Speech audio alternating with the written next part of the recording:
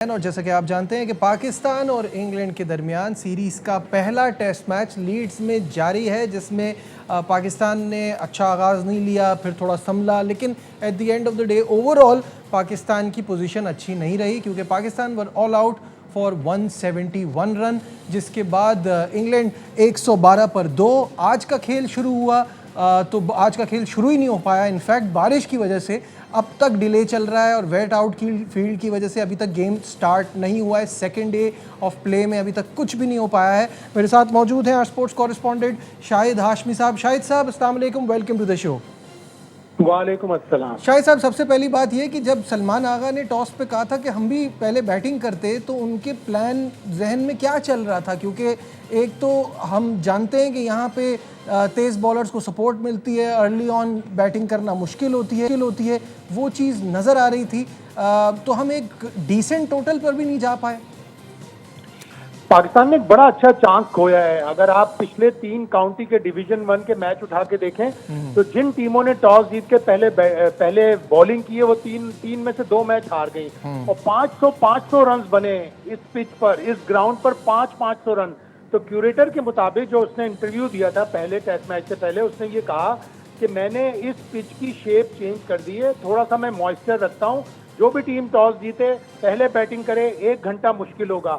बिल्कुल दुरुस्त कहा सलमान आगा ने, और उसकी असेसमेंट जो टीम मैनेजमेंट की, सलमान आगा की और बाबर आजम कप्तान की जो भी असेसमेंट थी पिच के बारे में, सही थी। सारे एनालिस्ट ही कह रहे थे कि बेल्टर है, इस पे रन बनेंगे।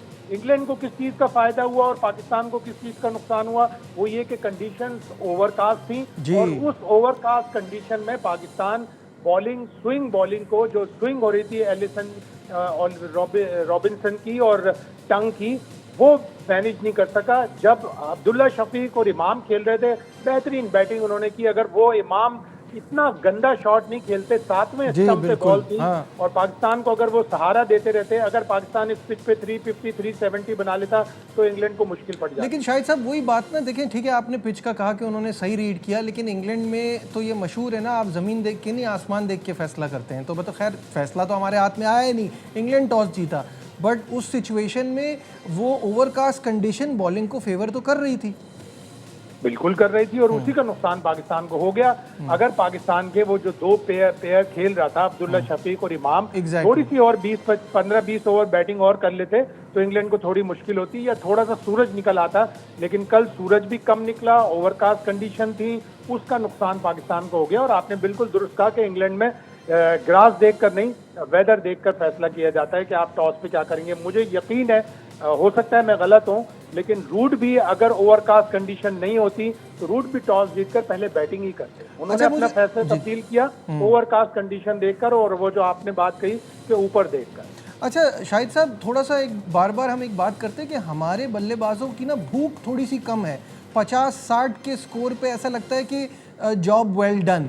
अब्दुल्ला शफीक की नॉन स्टॉप तारीफ हो रही थी, वो जिस तरह की बैटिंग कर रहे थे, और ऑब्वियसली बनती भी है। 61 में उन्होंने बड़े शानदार शॉट खेले। जैसे आपने कहा कि वो जो पिक्चर परफेक्ट वाला शॉट खेलने की कोशिश कर रहे थे इमाम, वहाँ विकेट गिरना, और ये पार्टनरशिप, जब आपको पता है कि आपकी बैटिंग इतनी फ्रेजाइल है तो जो कर रहा है वो लंबा लेके जाए। बिल्कुल ऐसा ही है। और इमामुल हक अच्छा खासा, उन्होंने शुरू का जो घंटा निगोशिएट कर लिया था, वो आउट नहीं हुए, बचते रहे, 1-2 दफ़ा बीट भी हुए, लेकिन उन्होंने बड़ी अच्छी तरह से जो बॉलिंग फेस की थी, उन्होंने अच्छा स्टैंड दिया अब्दुल्ला शफीक के साथ। और उस वक्त तक अच्छी खासी गेंद भी पुरानी हो गई थी, ऑल्दो कि ड्यूक बॉल ज़्यादा स्विंग होती है, ओवरकास्ट कंडीशन थी, लेकिन अगर वो शॉट ना मारते तो पाकिस्तान अगर थोड़ा सा आगे ले जाता। लेकिन जाहिर है वो ये कहते हैं कि अगर सारी चीज़ें एक साथ हो जाएं तो फिर पाकिस्तान की टीम ही क्या और पाकिस्तान की बैटिंग ही क्या। हो सकता है वो अगले दूसरे ओवर में कोई अच्छी बॉल पे आउट हो जाते, लेकिन इसका नुकसान पाकिस्तान को हुआ कि पाकिस्तान के प्लेयर्स इन कंडीशंस की टेक्निक पर, इन कंडीशंस की जो भी बैटिंग करने की एबिलिटी होती है, वो स्किल पाकिस्तानी बैट्समैनों के पास नहीं है। और ऑली रॉबिन्सन ने ट्रैप किया पूरा अब्दुल्ला शफीक को, उन्होंने बॉल बाहर निकाल उनको आदी बना दिया, और फिर उसके बाद एक गेंद अंदर लेके आए।